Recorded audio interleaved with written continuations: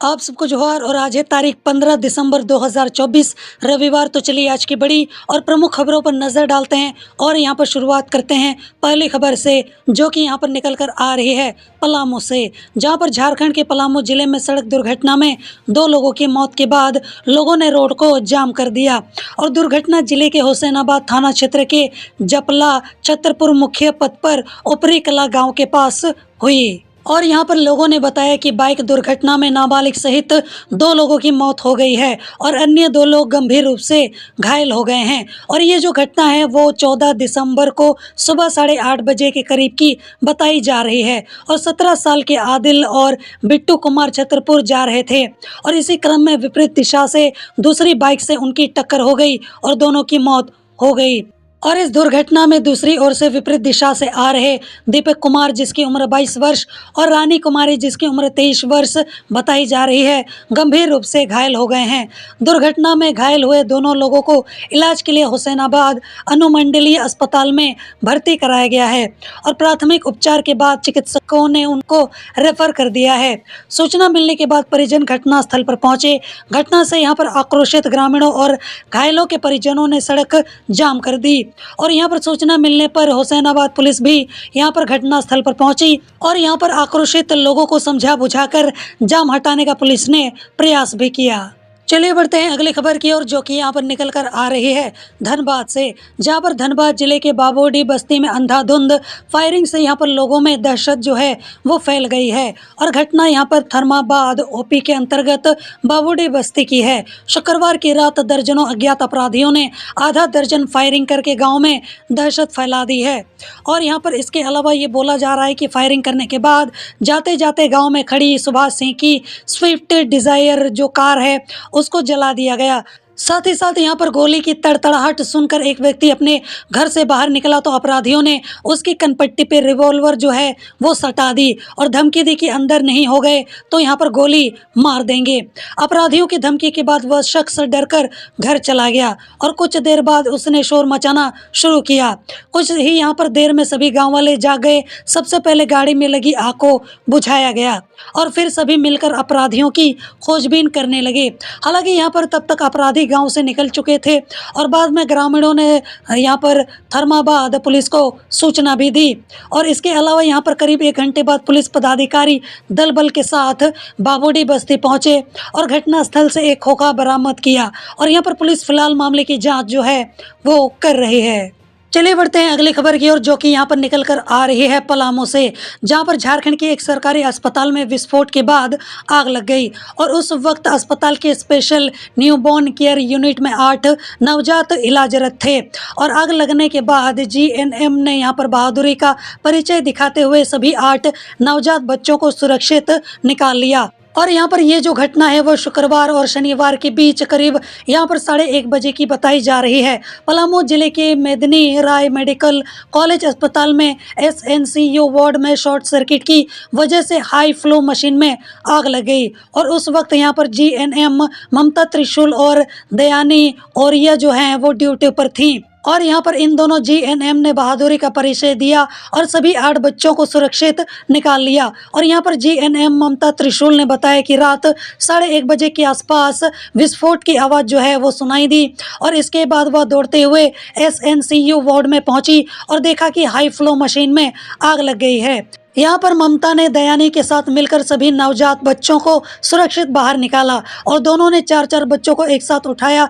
और उन्हें लेकर बाहर निकल गईं। वहीं सभी 8 नवजात बच्चों को लेबर वार्ड में ले गईं और ऑक्सीजन लगाया। फिर वाटर कंटेनर की मदद से तुरंत आग पर काबू पाया गया। समय रहते तुरंत कार्रवाई नहीं की जाती तो इलाजरत बच्चों की जान भी जा सकती थी। आग लगने के तुरंत बाद इसकी जो सूचना है वो डॉक्टर रजी और civil surgeon doctor Anil Kumar Singh को दे दी गई और दोनों रात में अस्पताल पहुंचे। 2 घंटे बाद सभी 8 बच्चों को एसएनसीयू वार्ड में शिफ्ट कर दिया गया।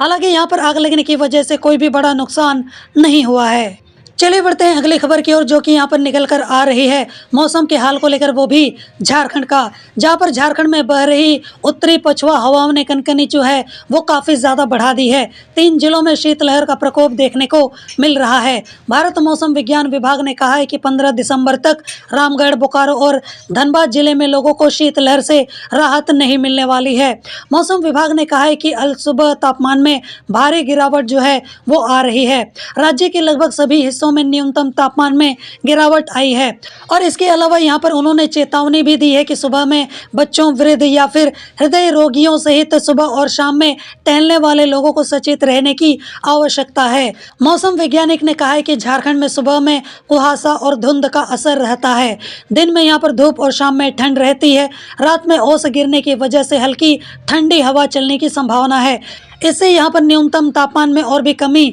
आ सकती है। कनकनी वाली ठंड का एहसास जो है वो हो सकता है। और कृषि वैज्ञानिकों ने कहा है कि पारा गिरने की वजह से फसल को नुकसान हो सकता है और इसलिए पारा गिरने की स्थिति में किसानों को खेती में लगी सब्जियों पर विशेष ध्यान देने की ज़रूरत है। वहीं यहाँ पर मौसम वैज्ञानिक ने कहा है कि 17 दिसंबर से ठंड जो है वो और भी बढ़ने की काफ़ी ज़्यादा संभावना है और सुबह में घने कोहरे से परेशानी जो है वो बढ़ सकती है।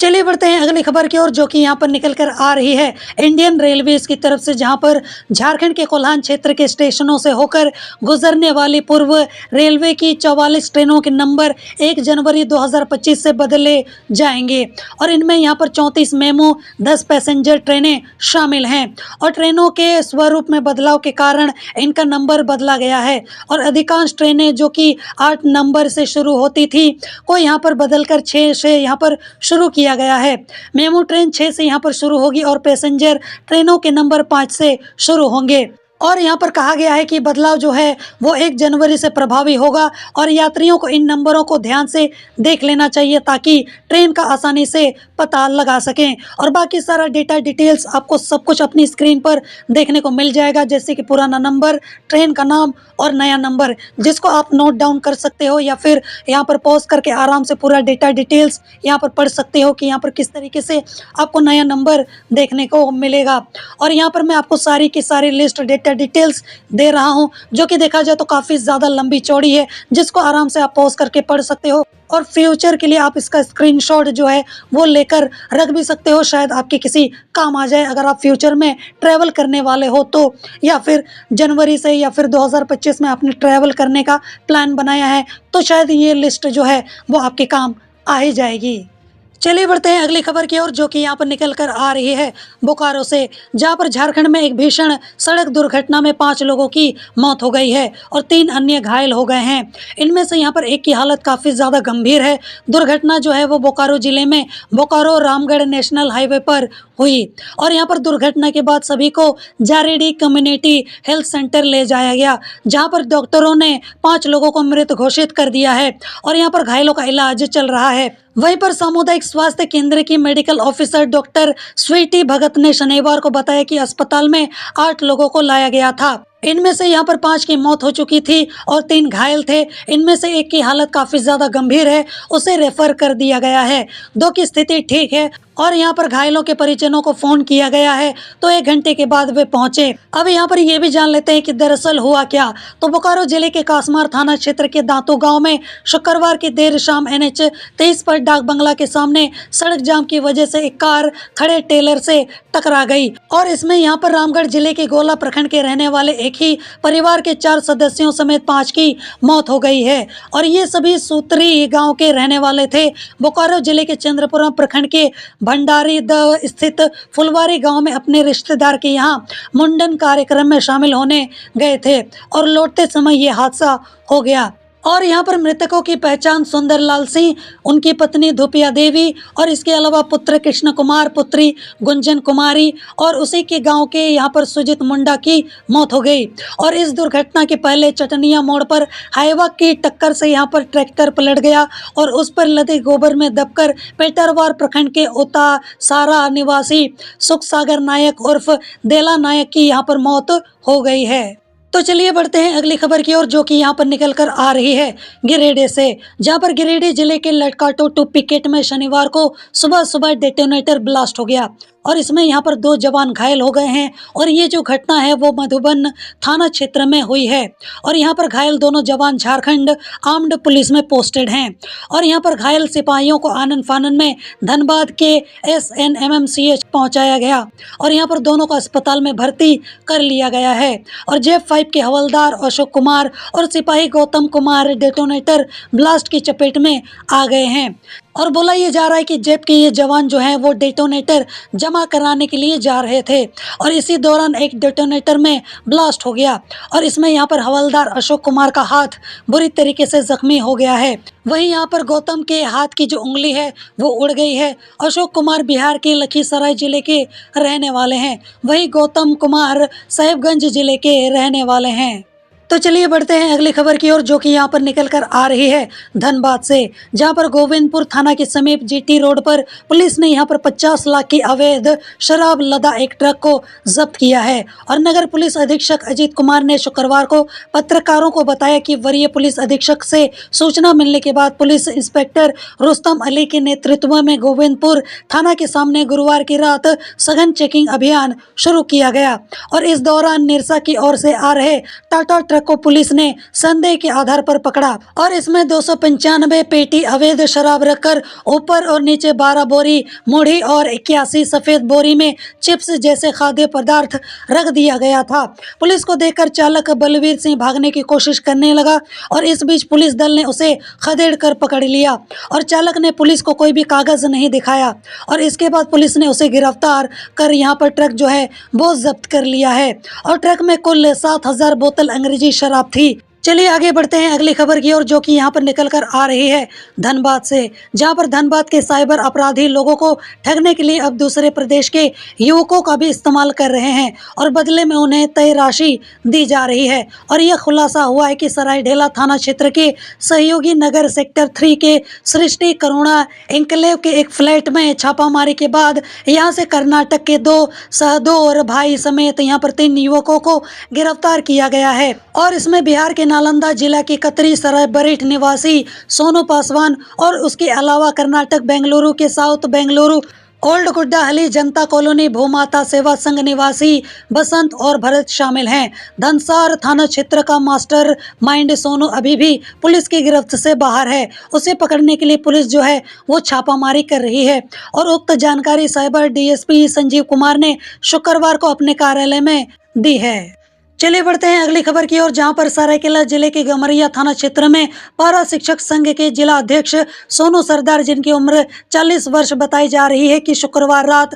अज्ञात अपराधियों ने गोली मारकर हत्या कर दी है और घटना यहां पर बडडी गांव के पास हुई है। मिली जानकारी के मुताबिक यशपुर पंचायत की मुखिया पार्वती सरदार के पति सोनू सरदार शादी समारोह से लौट रहे थे और रात के करीब 11 साढ़े 11 के आसपास बडड़ी गांव के पास पहले से घात लगाए अपराधियों ने उन पर 7 गोलियां चला दी और यहां पर सोनू की मौके पर ही मौत हो गई और अपराधी जो हैं वो वहां से भाग निकले। घटना की सूचना मिलने पर गम्हरिया पुलिस मौके पर पहुंची और शव को कब्जे में लेकर पोस्टमार्टम के लिए सरायकेला सदर अस्पताल भेज दिया है। हत्या के कारणों का अभी तक भी पता नहीं चल पाया है और इस घटना से यहाँ पर क्षेत्र में दहशत का माहौल है और शिक्षक समुदाय में गहरा आक्रोश है। पुलिस फिलहाल मामले की जांच कर रही है, अपराधियों की तलाश जारी है। चलिए बढ़ते हैं अगली खबर की ओर, जहां पर लोहरदगा पुलिस को लुटेरों के खिलाफ बड़ी सफलता मिली है। 2 लोडेड देसी कट्टा और लूटे हुए सामान के साथ 3 लुटेरों को पुलिस ने गिरफ्तार कर जेल भेज दिया है।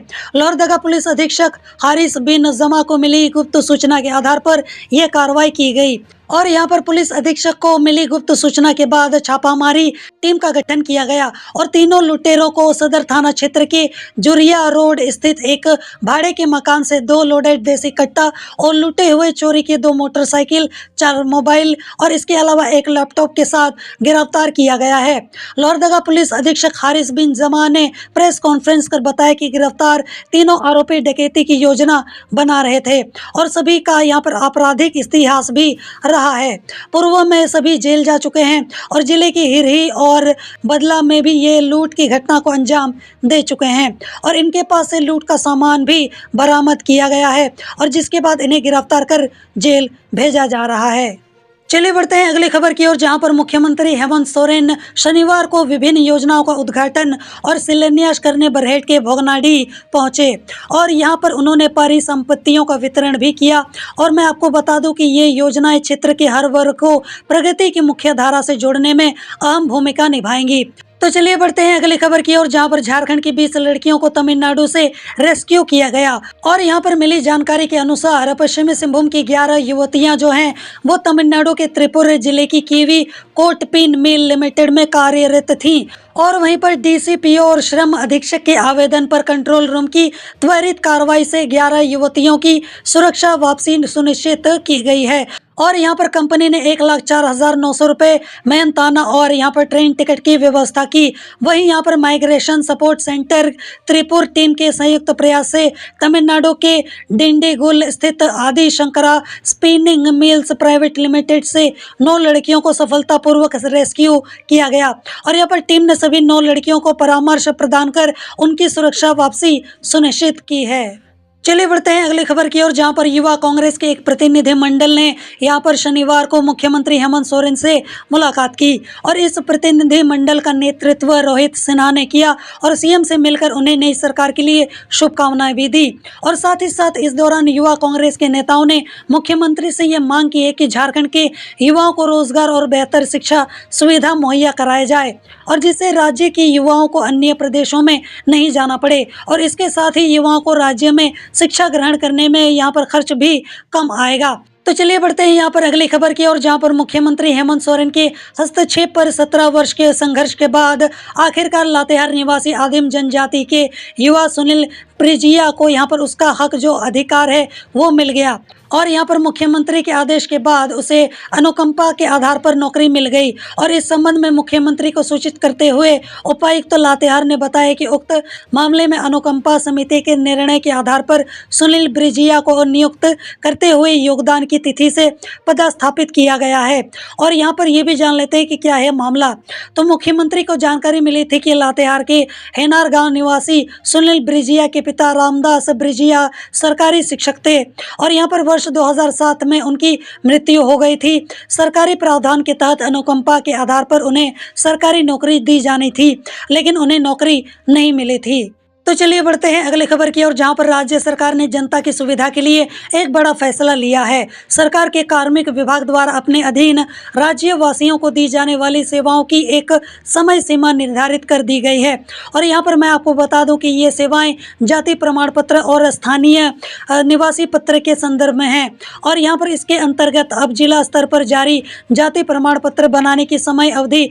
15 दिन और यहाँ पर अनुमंडल स्तर पर 30 दिन तय कर दी गई है। और इसके साथ ही विभाग ने कहा है कि स्थानीय प्रमाण पत्र भी अब केवल 30 दिनों के अंदर जारी किया जाएगा। और यहाँ पर एक मीडिया रिपोर्ट के मुताबिक विभाग ने सेवा देने वाले और अपीलीय अधिकारियों की भूमिका भी तय कर दी है और इसे लेकर कार्मिक विभाग की ओर से 11 दिसंबर को एक सिटीजन चार्टर भी जारी किया गया है और इसमें यहाँ पर विभाग ने संबंधित अधिकारियों को निर्देश दिया है कि आम लोगों द्वारा शिकायतों का निपटारा हर सप्ताह ही किया जाना सुनिश्चित करें। चलिए बढ़ते हैं अगली खबर की ओर, जहां पर जामताड़ा रेलवे साइडिंग के ईसीएल में कार्यरत मजदूर शुक्रवार को हड़ताल पर चले गए और इस दौरान सुबह से यहां पर कोयला लोडिंग कार्य जो है वो बाधित रहा। दर्जनों ट्रक खड़ी रहीं और वहीं पर रेलवे साइडिंग में कार्यरत जो मजदूर हैं उन्होंने बताया कि हम सभी 20 गार्ड लगभग 70 मजदूर जो हैं यहाँ कंपनी के लिए सालों से काम कर रहे हैं और आज भी हमें 117 रुपये 8 घंटे की ड्यूटी में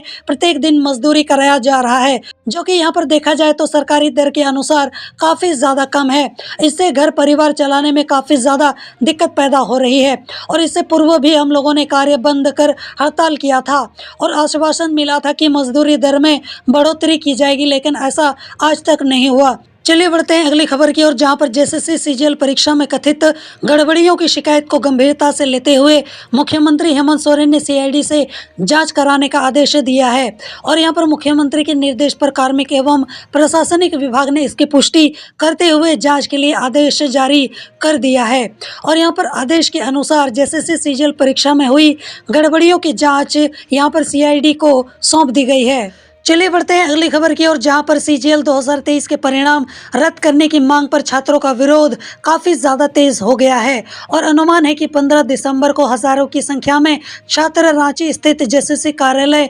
नामकुम के बाहर प्रदर्शन कर सकते हैं और इसको लेकर रांची पुलिस और प्रशासन जो है वो अलर्ट पर है। और यहाँ पर झारखंड पुलिस के खुफिया विभाग ने सभी जिलों के एसपी को सतर्क किया है। स्पेशल ब्रांच की रिपोर्ट के अनुसार रांची, हजारीबाग, रामगढ़, धनबाद, बोकारो, गिरिडीह, जमशेदपुर, दुमका, सरायकेला, पलामू और गढ़वा से करीब 4 से 5 हजार छात्र इस प्रदर्शन में शामिल हो सकते हैं। और यहाँ पर छात्रों के आंदोलन को कई यहाँ पर प्रमुख विपक्षी दलों का भी समर्थन मिल रहा है।